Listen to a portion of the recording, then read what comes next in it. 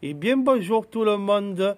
Donc avant de vous faire un petit tour de mon potager serré en jardinière, j'avais envie quand même de vous remercier, de vous adresser un petit message parce que la barre des 400 abonnés pour ma modeste chaîne amateur, vraiment que je fais sans aucune prétention, que je fais ça juste pour le plaisir, eh ben, de manière voilà, amateur, là je me filme comme ça, tranquille avec le téléphone, eh ben, franchement, donc la barre des 400 abonnés, ça fait plaisir.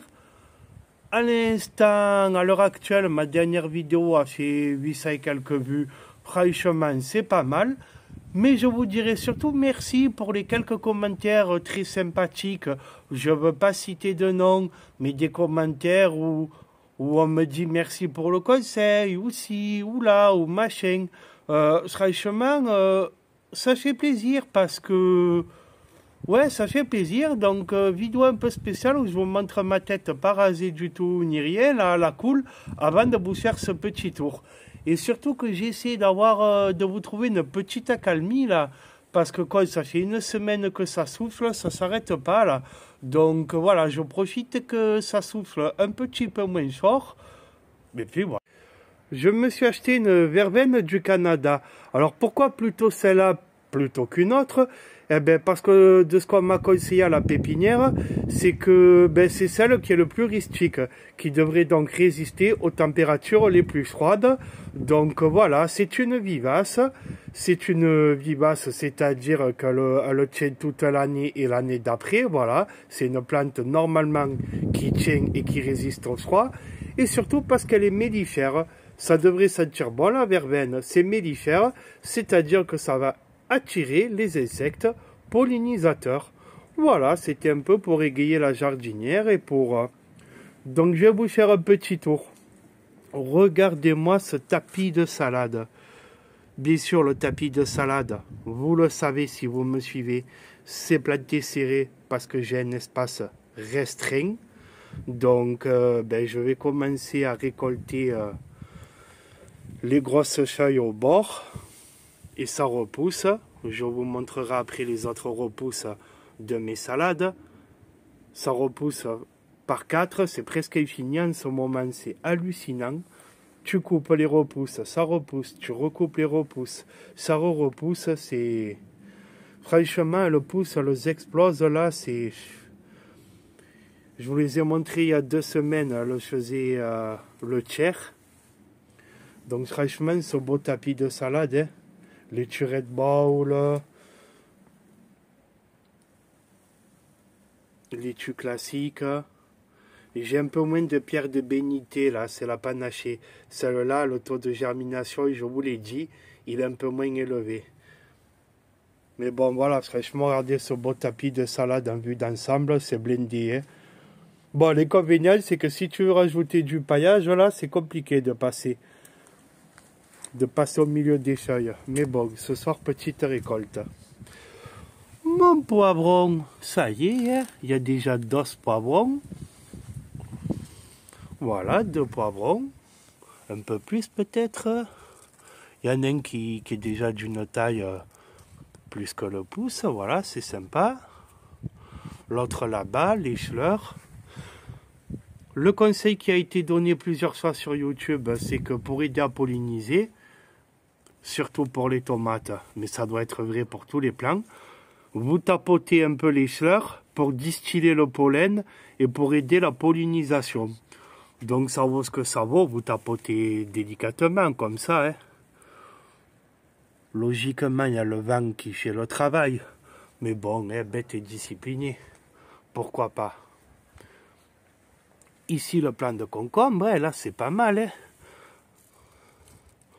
Au fait, pour une chose, j'ai appris un truc il n'y a pas longtemps, c'est qu'un cornichon, c'est en fait un petit concombre. J'ai appris ça je sais plus où.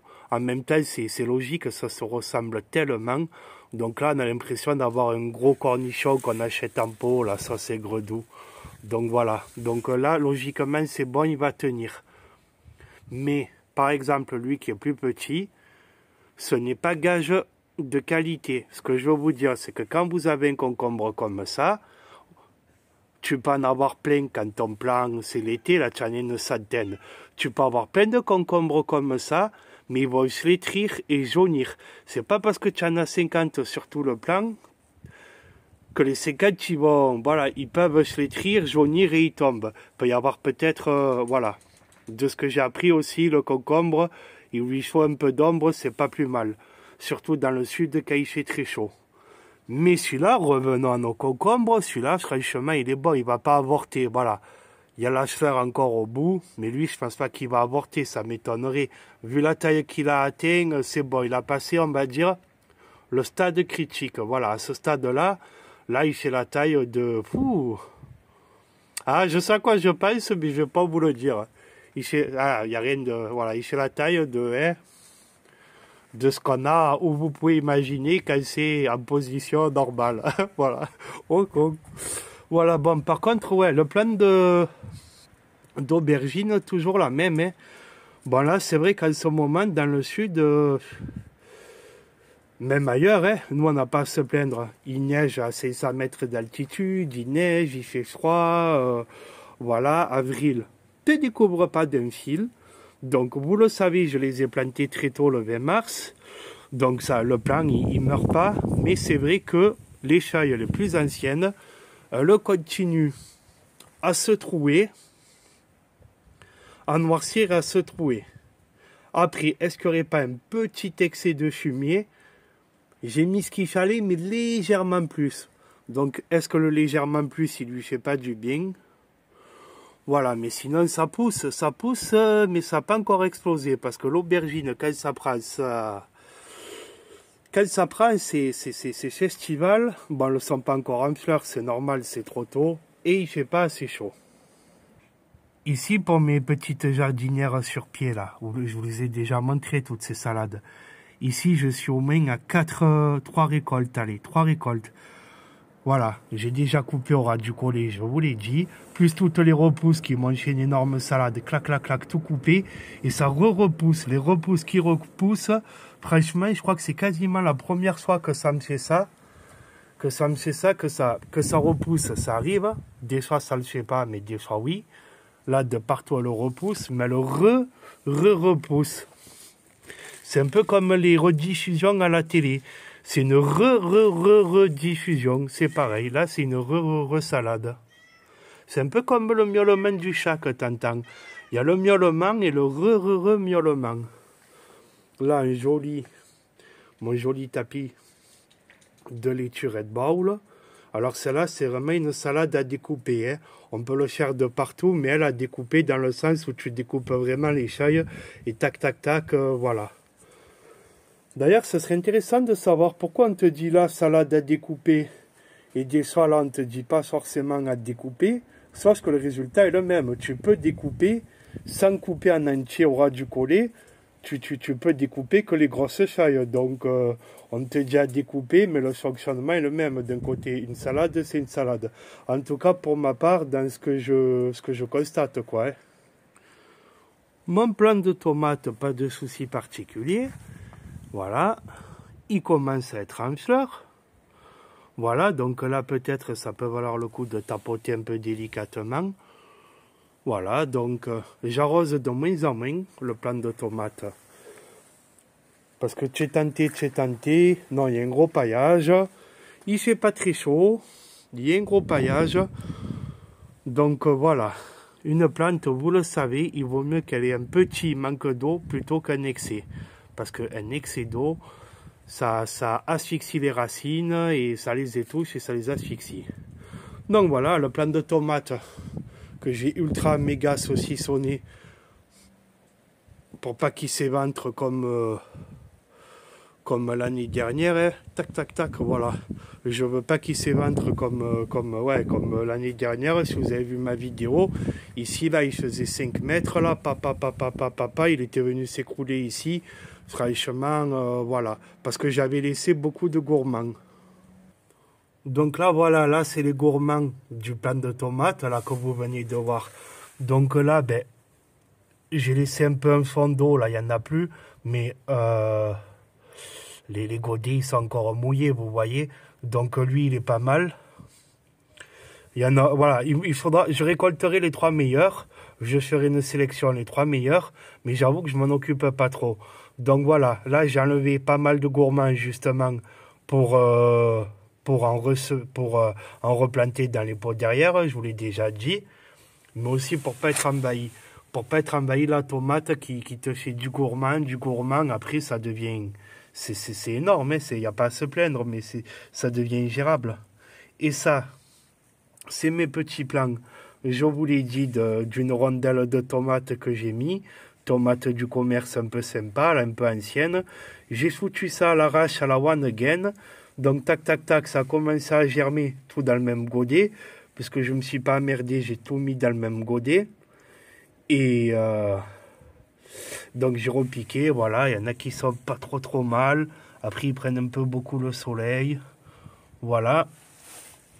Là par exemple j'ai fait le pataras, je les ai trop exposés au soleil. Et je les ai laissés tremper dans l'eau, donc ils ont pris, mais ils ont jauni, je vais les jeter ceux-là, c'est clair. Hein. Voilà. Mais voilà, c'est la preuve qu'au jardin, des fois, il faut quand même un peu se donner les moyens quand même. Tu le sais d'avance que de les laisser au soleil entre midi et 2, c'est pas bon. Voilà, donc bon, on va un peu humidifier le son. Donc voilà, les gourmands, 2-3 à récupérer, ça sera pas mal. Parce qu'ils ont déjà leur place ici, hein. Ici, je t'ai fait un beau petit nid douillet pour en mettre un. En plus, elle ne pousse pas très vite du tout, comparé à la jardinière. Elles ont été plantées à peine plus tard et elles sont beaucoup plus petites hein, par rapport au tapis de salade. Donc là, je t'ai fait la place ici. Là, quand j'enlèverai les carottes, voilà. Et là-bas, vous le savez, voilà. Donc voilà, je ne veux pas en accueillir 3-4. J'ai plus envie de ressortir des pots quand même, parce que... Hein, et ici, dans ma barquette, voilà. Hein, voilà, c'est ce que je vous disais. C'est la laitue Pierre de Bénité. Le taux de germination est un peu plus bas que les autres laitues. Où, ben, vous avez vu, je suis envahi, tapis de salade. Il y a presque tout qui a germé. Et là, franchement, ça germe pas trop. C'est pour ça que j'ai mis dans la barquette. Dans cette grande barquette... Au lieu de mettre dans des godets individuels. Au moins, je ne perds pas des godets pour rien. Voilà. Là, toi, c'est bientôt bon. Je vais te craque la cuillère délicatement d'un godet. Là aussi, dans pas longtemps. Et là, il y a les cotylédons. C'est les premières feuilles, là. Du plan. Les 2 petites feuilles, le cotylédon, ça commence à sortir. Bon, ben voilà. Mais quand ça fait un mois que le sont là, les graines, sérieux. Voilà, les amis. Donc, encore merci. J'ai pas des millions de commentaires et des millions de vues, mais de toute façon, c'est pas ce que je souhaite.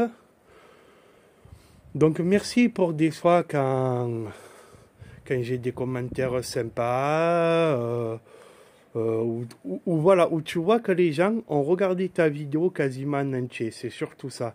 Parce que c'est bien beau de mettre un commentaire, ouais, super potager. Non, mais des fois, tu commentes pas du tout. Les propos de ma vidéo, je vois que tu n'as pas regardé la vidéo, que ceux qui prennent le temps de bien regarder, qui ont supporté mes vidéos avec leurs imperfections, leurs répétitions, leur côté très naturel, spontané, ceux qui, voilà, déjà, je suis mieux référencé sur YouTube. D'un côté, je m'en fous, mais d'un côté, ça te permet de faire un peu plus de vues. Quand même, et du coup, ben, c'est encourageant.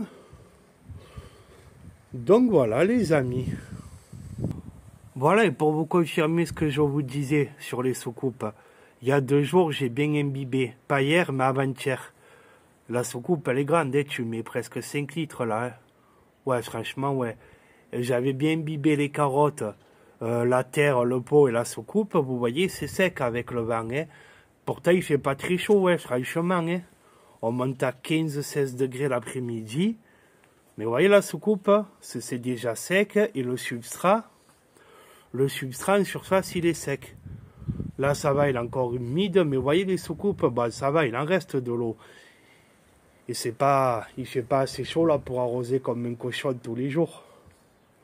Donc voilà les amis, sur ce... Ciao tout le monde, et puis voilà.